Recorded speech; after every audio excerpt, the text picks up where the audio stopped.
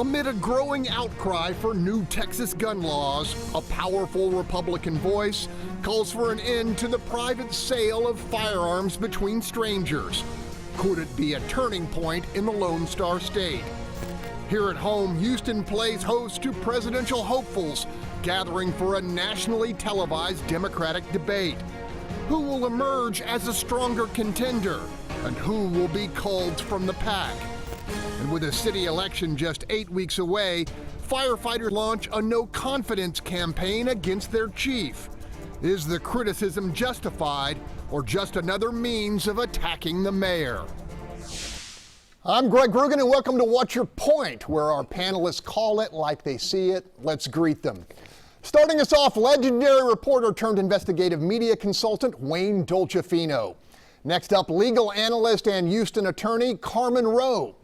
In the 3 spot, Charles Blain, leader of the advocacy group Urban Reform. Batting cleanup, well-known criminal justice advocate Anthony Graves. Next up, conservative attorney and Second Amendment expert Michelle Maples. And closing us out on the hot corner, writer, educator, and radio host Antonio Diaz. Let's begin. As families in El Paso and Midland, Odessa continued to grieve their slaughtered loved ones, Democratic lawmakers across Texas issued a high-profile plea to Governor Greg Abbott for a special emergency session of the legislature to address gun violence.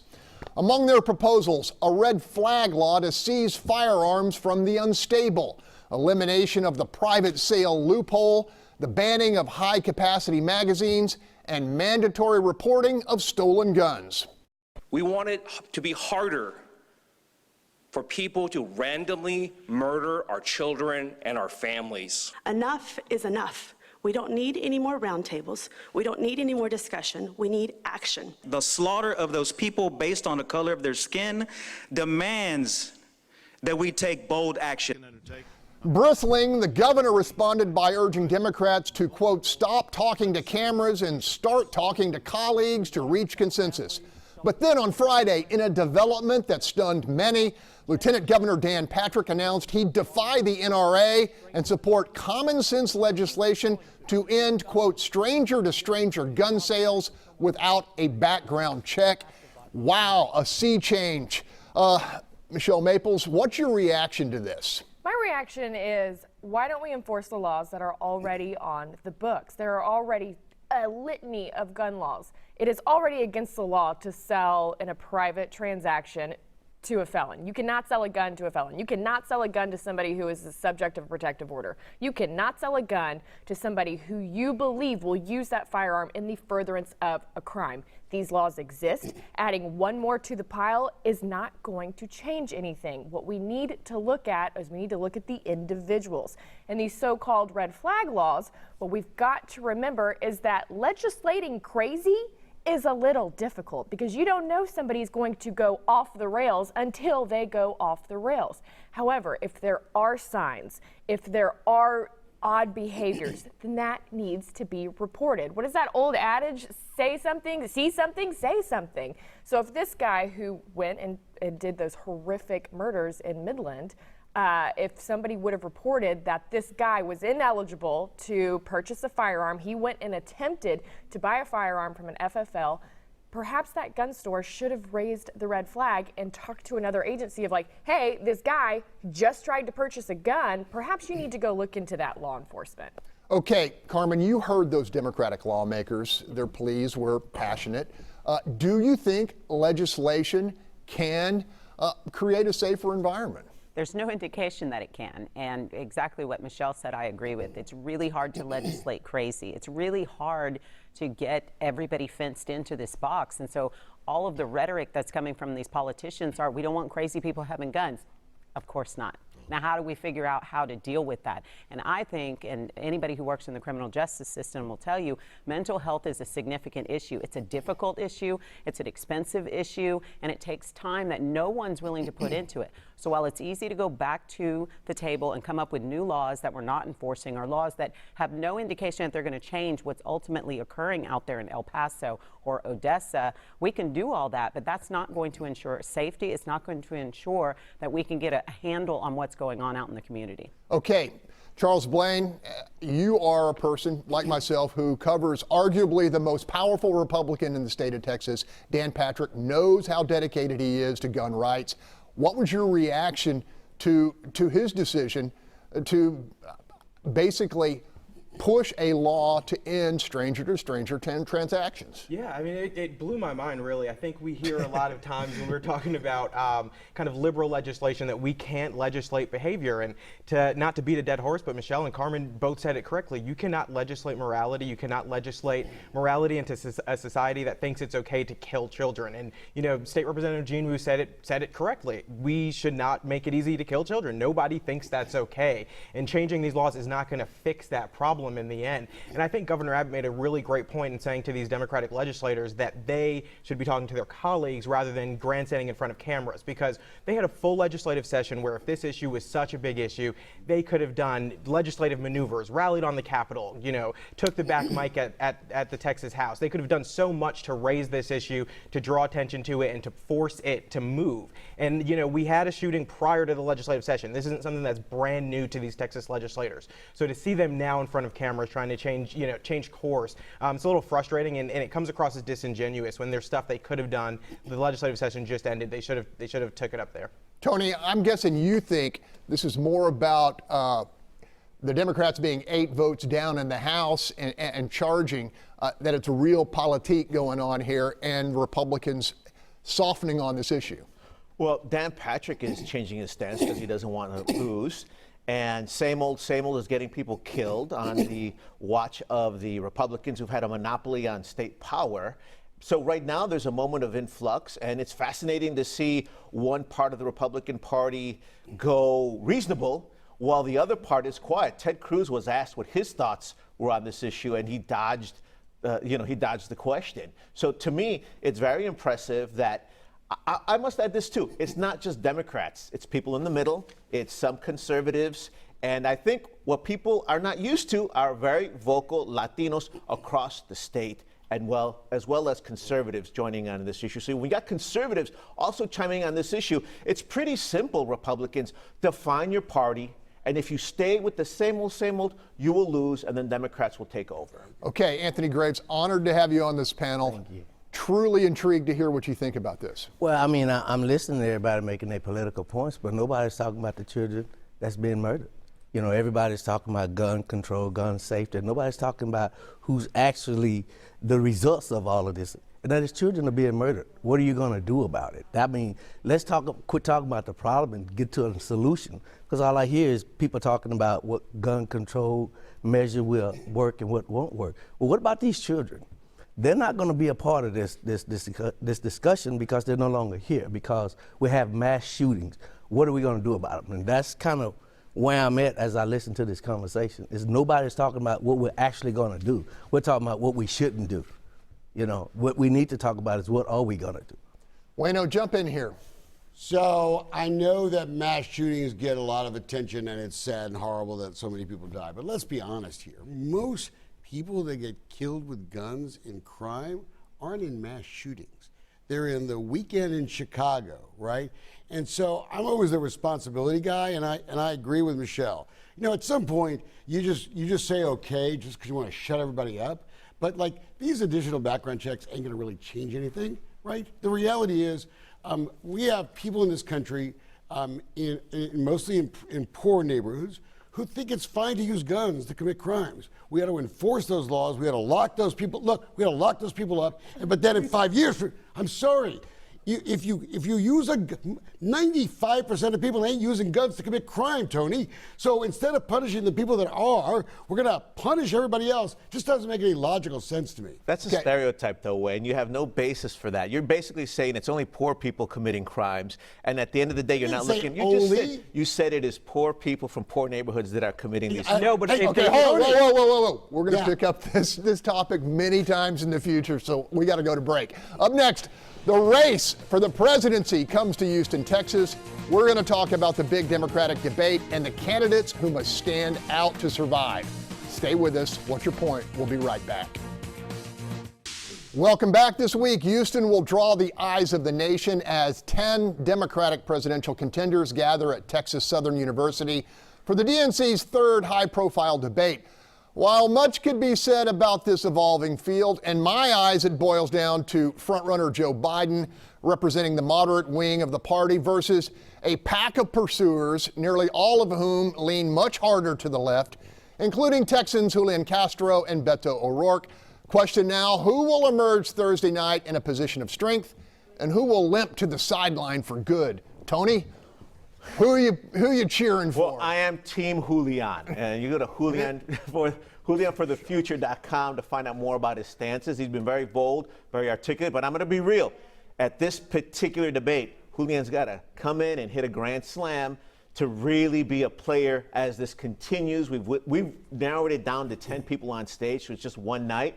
I really think he's got to come in strong. And I don't like this perception that it's this radical left-wing team, because it's not. I got ideas that I could give him that would be even more inspirational. But I want to make something clear. At one point when Bernie Sanders was talking about free college, it sounded outlandish. Now Texas has many institutions that are given exactly that, free college. I love that it is the Democratic Party that is making these issues important and viable. And I'll also add this. I'm proud of Julian Castro, the only Chicano running for president who's been standing up for bold issues such as reparations and talking about things profoundly. So I think we're going to have a great debate, no name calling, no silly nicknames, and we're going to have real policy that's changing the lives of workers as well as everyone across the board. Okay, Charles Blain, I know the Republicans are hoping the more progressive the emerging nominee is, the better for them. What's your take on this upcoming debate? Yeah, well, to respond to Tony, Julian can keep his reparations because I don't want them. So he can give them to someone else maybe. But you're not going to vote for Julian anyway. I'm just a little distraught that H-Town favorite, Houston's own Marianne Williamson, won't be on the stage. But truly, I think that Kamala Harris and Elizabeth Warren are probably going to shine this week. I think, I wrote something yesterday that said that at the Iowa Democratic convention over the weekend, Biden, it was like a lackluster response to him. They weren't too excited about it. His age, the recent gaffes have all kind of been in his way. He can't get out of his own way. So I really think that we're going to kind of see some shifts this week. And I think Kamala's really going to take it. And I'm excited to see her. I like some of her perspectives on different issues, especially criminal justice reform. So looking forward to see what she has to bring this week. Anthony Graves, what do you want to hear out of these 10 Democrats? What's been missing in the conversation? Well, I mean, I definitely want to hear more about criminal justice reform. I think that they always just stick their toe in there and see how people are going to respond to it. But they're not really talking about any serious issues when it comes to reform. And we have a big criminal justice issue. We're always talking about background checks. We're talking about discovery. We're talking about transparency. But we've gotten away from talking about wrongful convictions. So I want to hear them talk more about wrongful convictions and what are they going to do to address that. Okay, Wayno, as you see this crew move into the Bayou City, what can we anticipate? What are you looking for? Free Stuff Friday. That's what they call it on TV, right? I heard one of the TV stations has this Free Stuff Friday. I don't know which one it is, don't care. Except that's what the Democrats are, right? It's like free stuff, right? Let's give everybody everything free instead of like the whole idea of actually working for it and getting it. And I'm sorry, I just think that is the silliest thing ever. Okay, Carmen Roe, I don't know how you follow that. I don't either. I'm going to shift.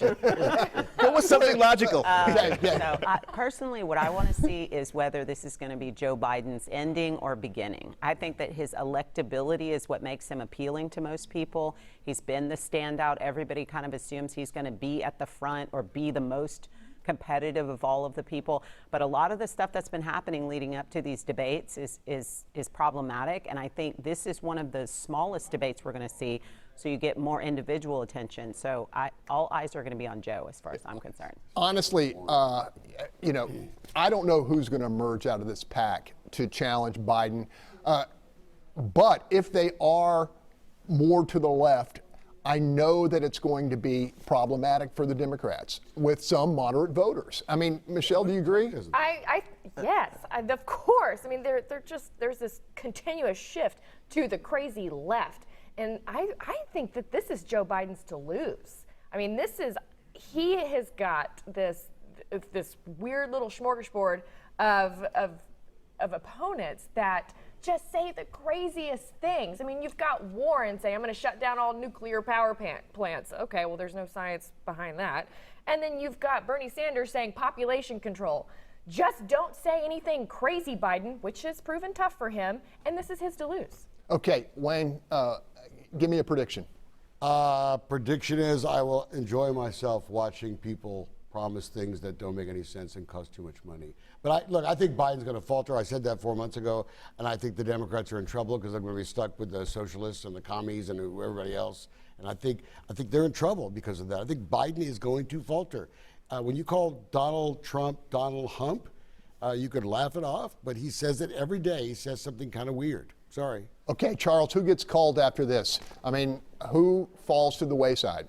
I mean, if I had to pick one, I'd probably say Andrew Yang. I'm surprised that he's lasted this long and has, withstood so many of these, I can't even remember all the candidates who dropped out at this point, but he's still standing. And what's interesting, though, is that I've heard conservatives who like Andrew Yang. So I don't think that that's going to sell well in the Democratic primary, especially when they're calling for things like the end of fossil fuels and, like we said, reparations and free college tuition. And he's not, I mean, yeah, sure, he's got his universal basic income, but other than that, he's not really in line with what the base, I think, is looking for. So I see him faltering after this and falling off. Okay, your second string Texan, Beto O'Rourke, does he have a shot? No. I think he does. I really want to see someone step up and take the next step and show that they are a clear leader in this. But I will say this, one, to paraphrase Cesar Chavez, I can't be a socialist because I'm a Catholic. And additionally, here's really what I'm worried about. I'm not worried about everybody who's hungry. I'm worried about Biden feeling entitled. And what that hurt, the way that hurt Hillary, I think, is where if you think you're entitled, you might not study that extra hour. You might sleep an extra hour. You might not go to Michigan. And that's my only concern, is that he's not hungry enough. I like everyone on the bench. I want to make something clear. Whichever person is the Democratic candidate I will vote for, I will block walk, I will sell tamales for. Okay, Carmen Roe, you've been before juries. And in this case, the jury is the American public. What do they need to do to close the deal?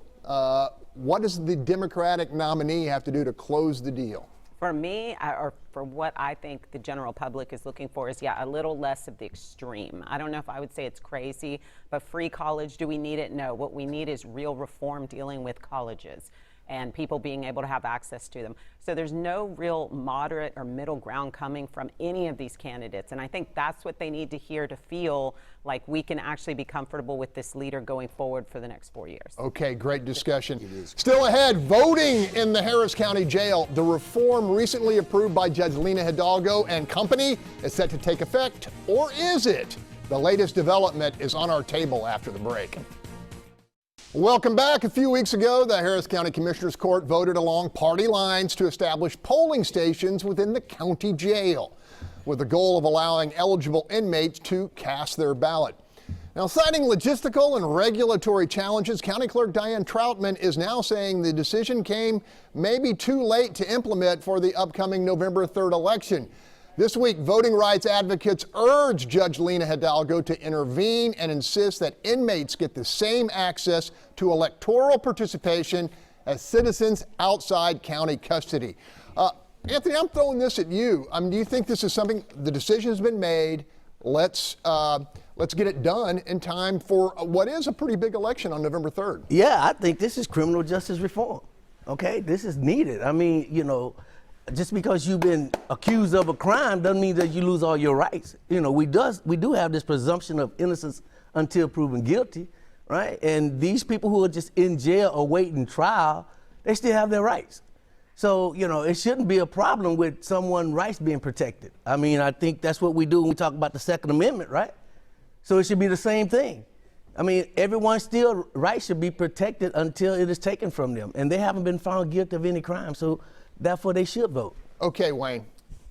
So I guess my only problem is, can inmates already vote by mail? So if they can, what are we putting machines in there for? Why are we spending all this extra money we don't need to?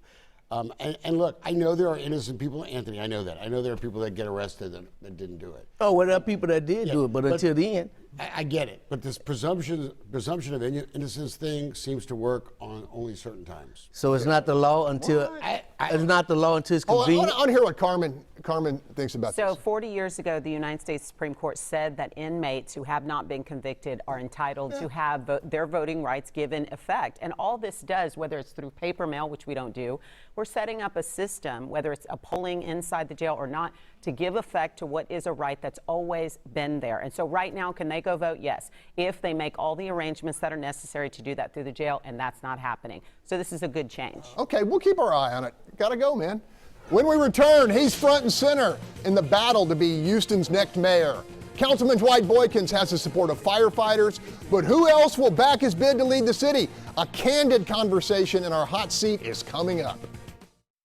Welcome back. 8 weeks until the November 3rd election, and the race to lead the city of Houston mayor is intensifying. Bolstered by the backing of the Houston Firefighters Union, Councilmember Dwight Boykins is embroiled in the battle, and this morning he returns to our hot seat. Welcome back, Councilman. Thank you for having me. Okay, you jumped into this race after a very high-profile conflict with the mayor over his treatment of firefighters. Now those same firefighters are waging a no-confidence vote against Chief Pena. What's your take, and what would you do if elected? Well, I mean, that says a lot when the leadership feels that within the ranks of the fire department feels that their leader is not in support of them. If you recall, when Proposition B was passed, even before then with the pension, Mayor Turner sent his fire chief, who's a nice guy as a person, out to, didn't take the position of supporting the rank and file. It's not just the gentlemen and gentlewomen in the white shirts, it's the rank and file as well. Chief Pena just had not stepped up and stood up against the mayor for talking about privatization of firefighters and EMS. That's laying off 2,000 to 3,000 firefighters and ruining families and cutting wages. And so I can understand their frustration. Okay, I'm going to ask you this outright. Okay. If elected, would you keep Chief Pena? No. Asked and answered. Okay. This week, Mayor Turner came under attack from challengers for failing to deliver basic services, things like street repair, improved drainage, garbage collection, and Harvey relief. Are those criticisms justified, and what would you do differently? Absolutely. The way he's handled Harvey is just ridiculous. I mean, he has blamed everybody but the mayor. You take the responsibility. He's blamed the general land office.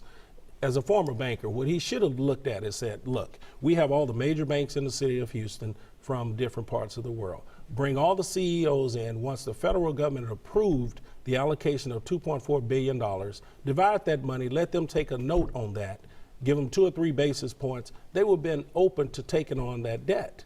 Then the homes would have been repaired much quicker. But let me say something real quick, Greg.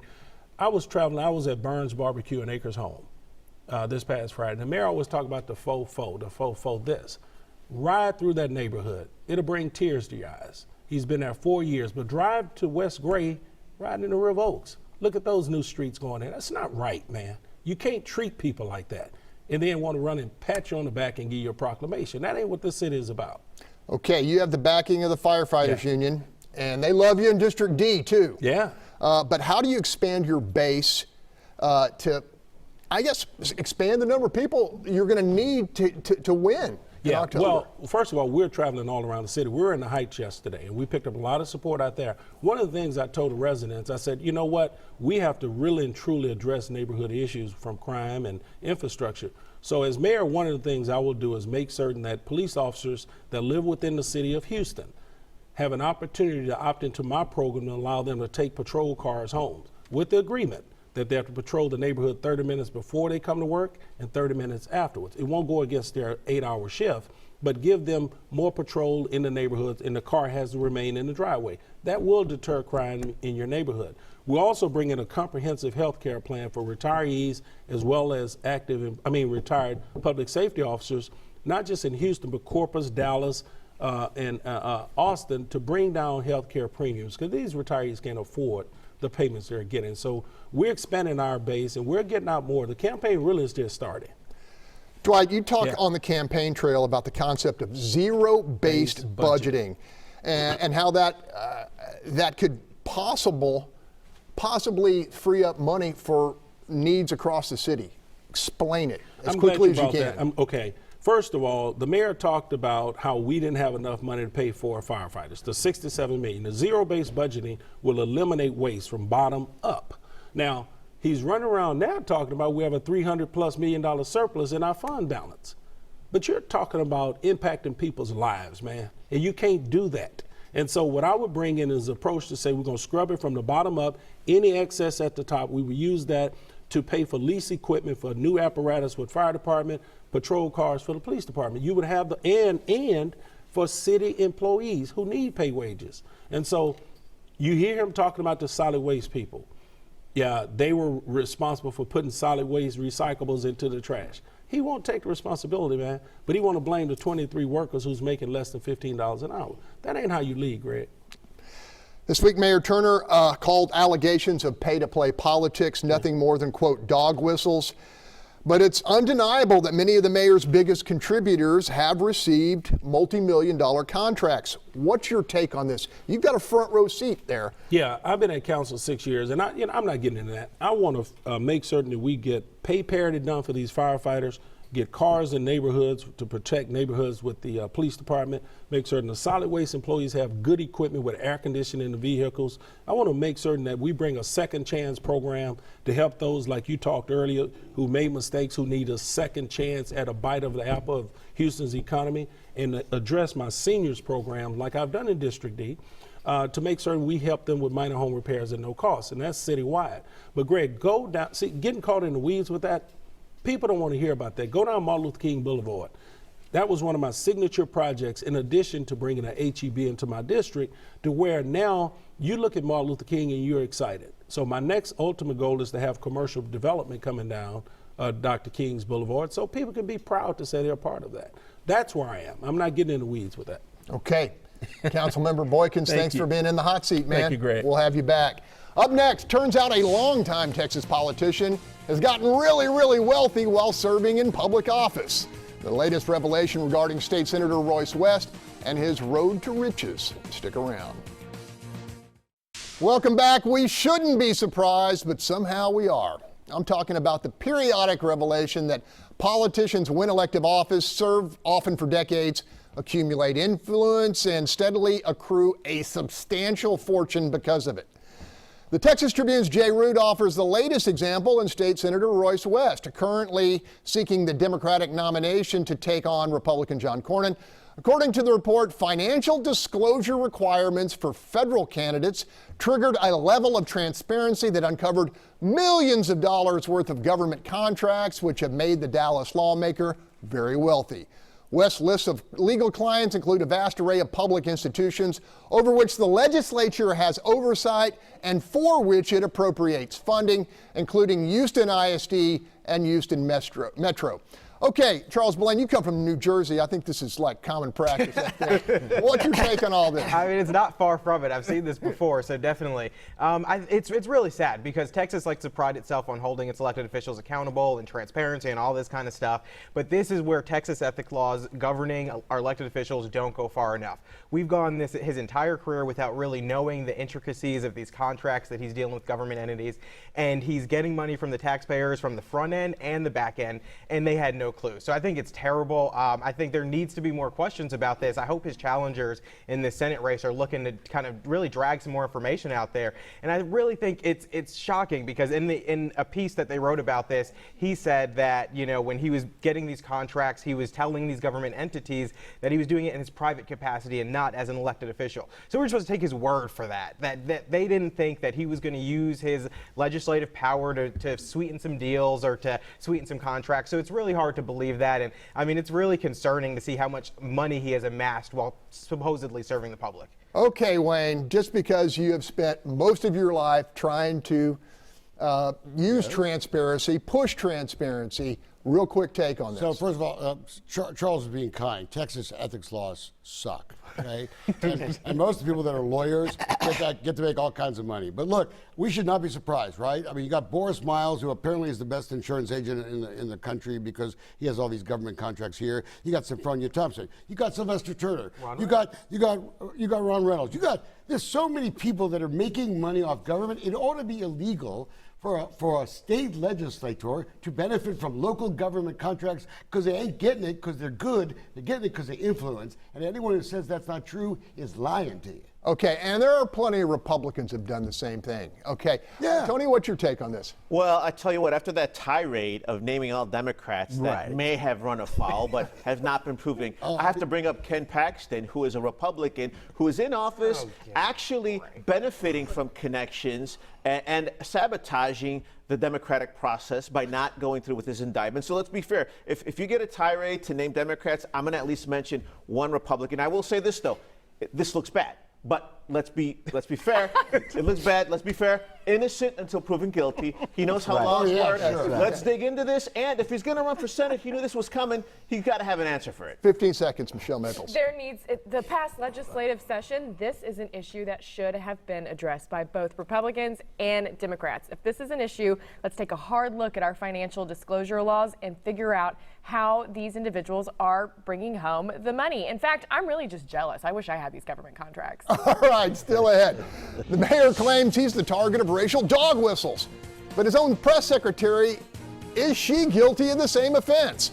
Plus, Houston's fire chief under fire from his own rank and file. What's behind the ongoing no confidence vote aimed at Sam Pena? Both topics are on our table after the break. Welcome back. A week ago on this program, we discussed claims by Mayor Sylvester Turner's campaign that the incumbent was being targeted by racial attacks from political opponents. Now, Tuesday, that narrative continued as the mayor described allegations of corrupt pay-to-play practices as nothing more than, quote, a dog whistle aimed at those inciting those with preconceived notions about African-American office holders.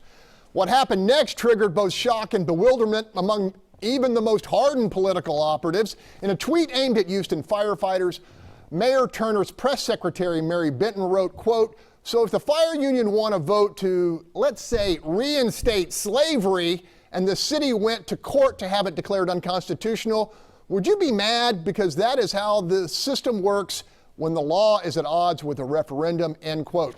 Now, critics, and there are many, were outraged at Benton's attempt to inject the abhorrent concept of slavery into a debate over Proposition B, a labor union's attempt to gain higher wages through voter approval. Question, was Benton's analogy legitimate or the kind of calculated dog whistle her boss, the mayor, has condemned? Charles Blain? Completely the latter. It is the dog whistle that they are condemning. And this campaign and the administration continues to do this every chance they get. Whether it's the mayor accusing his opponents of dog whistle politics, which is signaling to his base that anyone who is against us is against you, because none of the attacks that his opponents are lobbing towards him have anything to do with race. If you look at his campaign slogan, lift every voice, a lot of people aren't aware that that is also known as the Black National Anthem, sung in every black church from here to New Jersey. He is sending signals to his base that we are for you and anyone who opposes us and our administration is against you. And this attack by Mary Benton is even worse than so many of the things we've seen in the past. I mean, to inject slavery into the conversation about Prop B, I mean, that's absolutely ridiculous.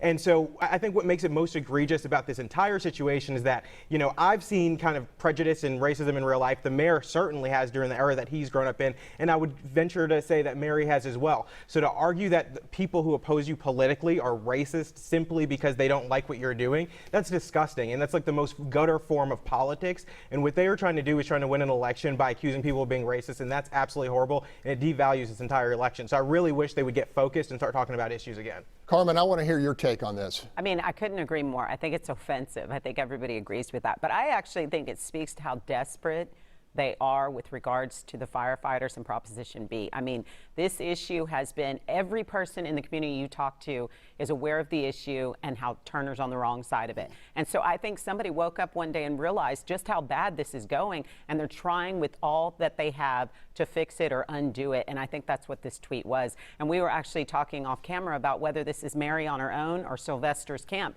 I don't know. I know that Mary gets into personal issues on Twitter all the time. Whether it's her or it's him or it's both of them, it's offensive on the highest level. Anthony, I want to hear your take on this because it's a fresh, and we've been talking about it a bunch, but this is the first time on the show. What's your take?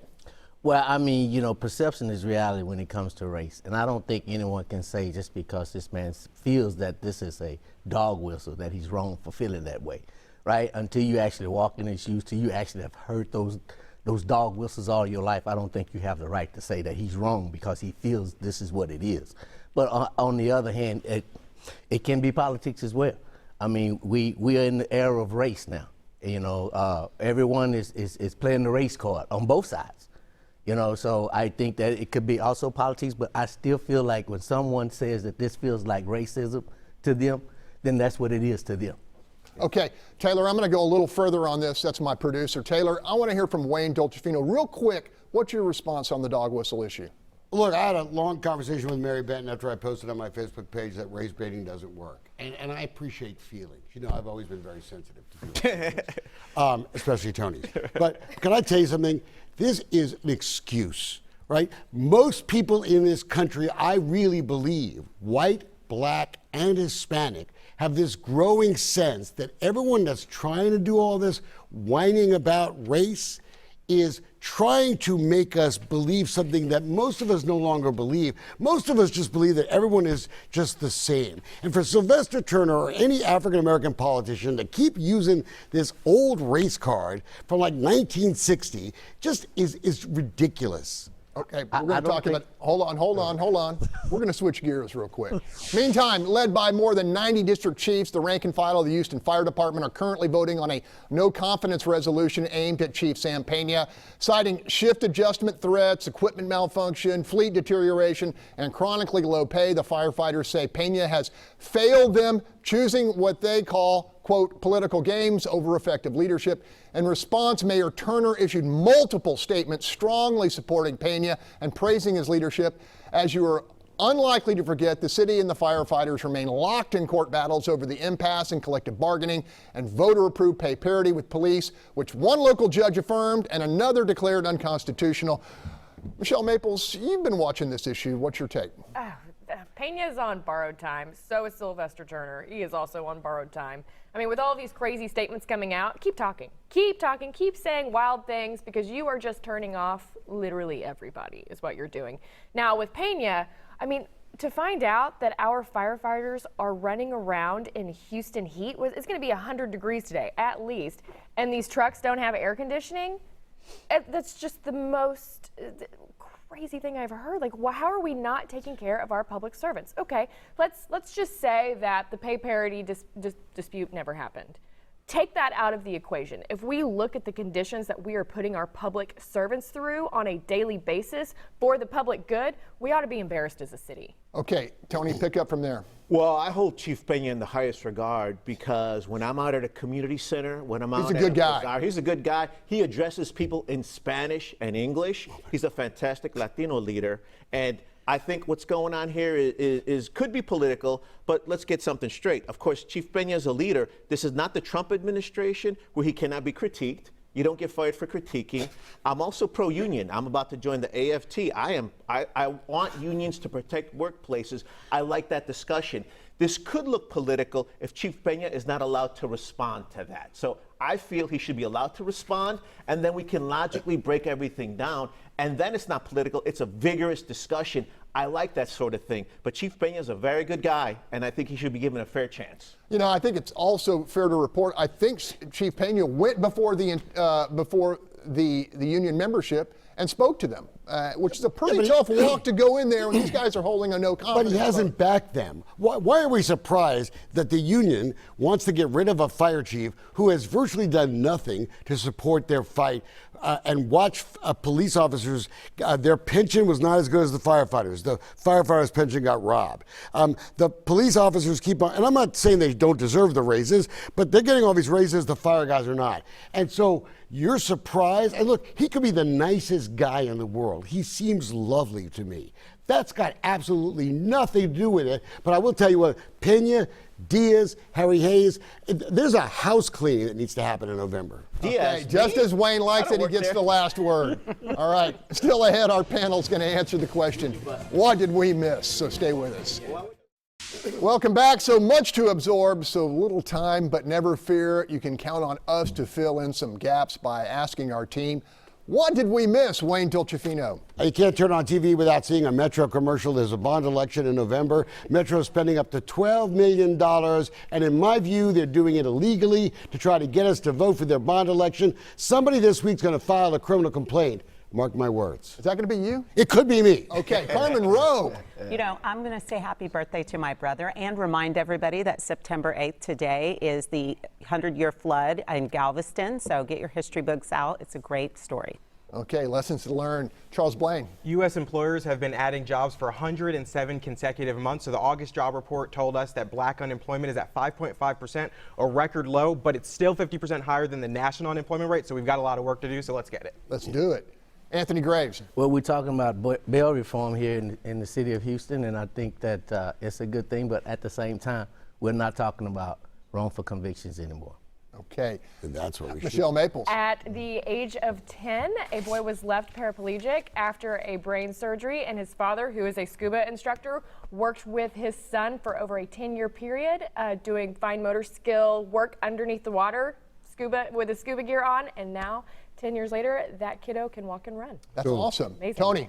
If you want to say adios Trump and adios Sharpie Gate, attend Castro Country tomorrow at Warehouse Live when Julian Castro, the next president of the United States, comes to Houston to kick off the debate. Go Julian 2020! Okay, we're going to leave it right there. That's all the time we have. Before we go, I want to send a big 90th birthday greeting to my good friend, an intrepid warrior for the greater good, the wonderful Ann Lee. As always, thanks to our team, and remember, keep it right here. Fox News Sunday with Chris Wallace is coming up at the top of the hour.